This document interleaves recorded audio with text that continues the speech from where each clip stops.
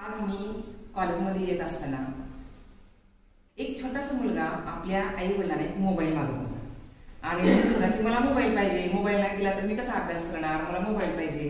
तो वारंवार रडत होता आणि मला वाटत होतं की अरे एवढा छोटा मुलगा असून याला मोबाईलची एवढी काय गरज आहे. खरंच लक्षात घ्या विद्यार्थी मित्रांनो, आपल्या भारतीय संस्कृतीमध्ये लहान मुलं हे मोबाईलचा हट्ट न करता खरं तर जीवनामध्ये आपल्याला खेळायचं आहे, काहीतरी चांगलं करायचं आहे, हे शिकणं अत्यंत महत्वाचं आहे असं मला वाटत होतं. आणि वाटलं की खरंच गौतम बुद्धाच्या काळामध्ये त्यावेळेस सिद्धार्थनं काय बरं मागितलं असेल आपल्या आईवडिलांकडे. आज मी तुम्हाला त्याचविषयी गौतम बुद्धाचं जीवन काय होतं, ते कसे घडले आणि त्याला नेमकं काय कारण आहे याविषयी थोडक्यात माहिती सांगणार आहे. आता आज आपण बघणार आहे बौद्ध धर्म, त्यामध्ये गौतम बुद्धाचे जीवन. खरं तर सिद्धार्थ हे त्यांचं खरं नाव, मूळ नाव. नंतर आपण त्यांना बुद्ध म्हणतो. जेव्हा त्यांना ज्ञान मिळालं, जेव्हा ते चांगल्या पद्धतीनं खूप ज्ञान त्यांनी घेतलं आणि समाजामध्ये जेव्हा त्यांनी ज्ञानाचा प्रचार प्रसार करायला लागले, तेव्हा त्यांना सगळे काय म्हणायला लागले, ते बुद्ध आहे. बुद्ध म्हणजे काय? बुद्ध म्हणजे ज्ञान, ज्ञानाचा प्रकाश असणारे बुद्ध. आज आपल्याला तेच बघायचंय. खरं तर जेव्हा सिद्धार्थ जन्मला ना, तेव्हा ते इसवी सन पूर्व 563 म्हणतो. आपण काय म्हणतो, त्याचा जन्म कधी झालाय? इसवी सन पूर्व 563. बघा मी काय सांगायला लागले, इसवी सन पूर्व. इसवी सन पूर्व अत्यंत महत्वाचा याच्यामध्ये. जर इसवी सन पूर्व हा शब्द नसेल तर तुमचं सगळं काही चुकतं. इसवी सन आणि इसवी सन पूर्व यामधला फरक तुम्ही समजून घ्यायचा आहे.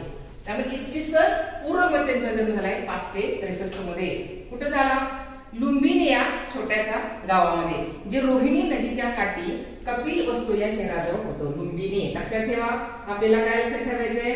कपिलवस्तू या जे त्यांची राजधानी होती कपिलवस्तू, तिथून ते रोहिणी नदीच्या काठी, रोहिणी हे नदीचं नाव लक्षात ठेवायचंय. रोहिणी काय होती? नदी होती. रोहिणी नदीच्या काठी लुंबिनी या छोट्याशा, म्हणजे ज्या वेळेस त्यांची जे माता होत्या, मातेचं नाव काय त्यांच्या? मातेचं नाव काय त्यांच्या? मायादेवी. मायादेवी हे त्यांच्या मातेचं नाव आहे. आणि त्यांच्या पिताचं नाव काय आहे? शुद्धोधन. शुद्धोधन हे त्यांच्या पिताश्रींचं नाव आहे, शुद्धोधन. आणि त्यांच्या मातोश्रीचं नाव काय आहे? मायादेवी किंवा महामाया सुद्धा काही ठिकाणी असं म्हटलेलं आहे.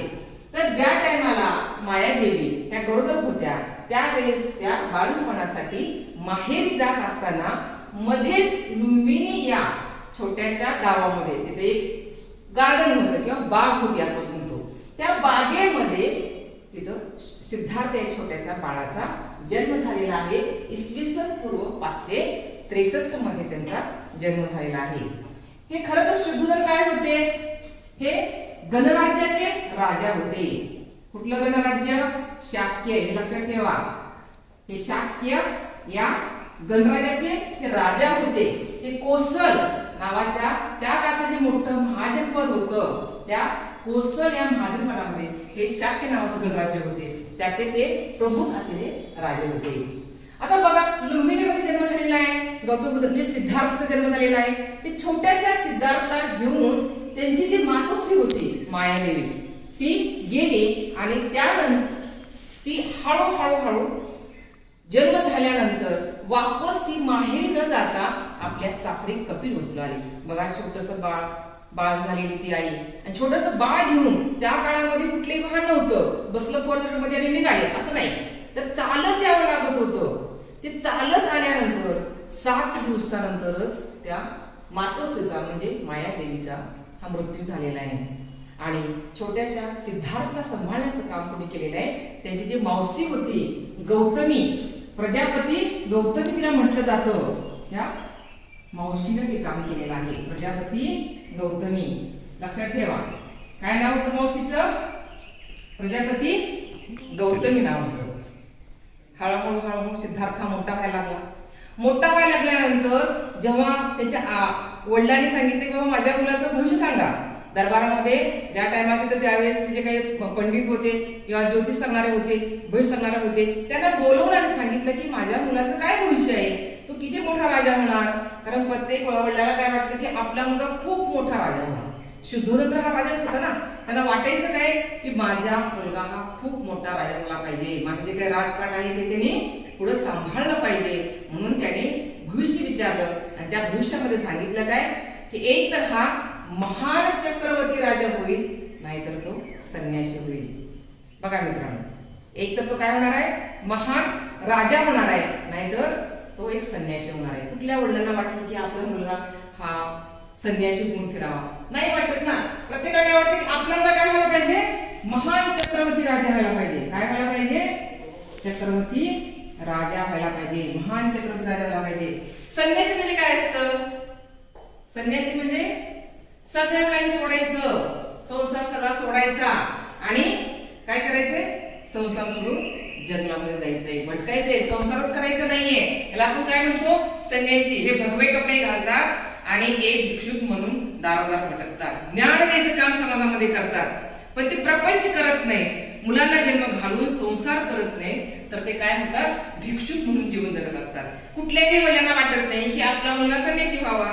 इथं शुद्धोधन राजाला सुद्धा तसं वाटत नव्हतं की बाबा आपला मुलगा एक संन्यासी व्हावा, असं न वाटता तो महान चक्रवर्ती राजा व्हायला पाहिजे असं त्यांना वाटत होतं.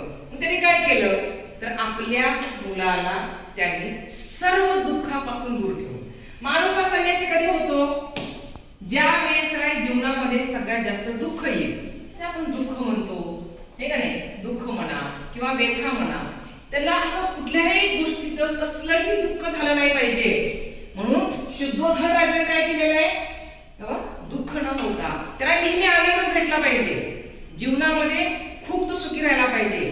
म्हणून त्यांनी कपिल वस्तूमध्ये एक नगरीच वेगळी बसवलेली होती, खूप मोठी नगरी, ज्या नगरीमध्ये फक्त सुंदर माणसं, सुंदर स्त्रिया, सगळे यंग म्हणजे जवान स्त्री पुरुष, जे म्हातारे नसले पाहिजेत, आजारी नसले पाहिजेत, दुःखी नसले पाहिजेत किंवा गरीब नसले पाहिजेत.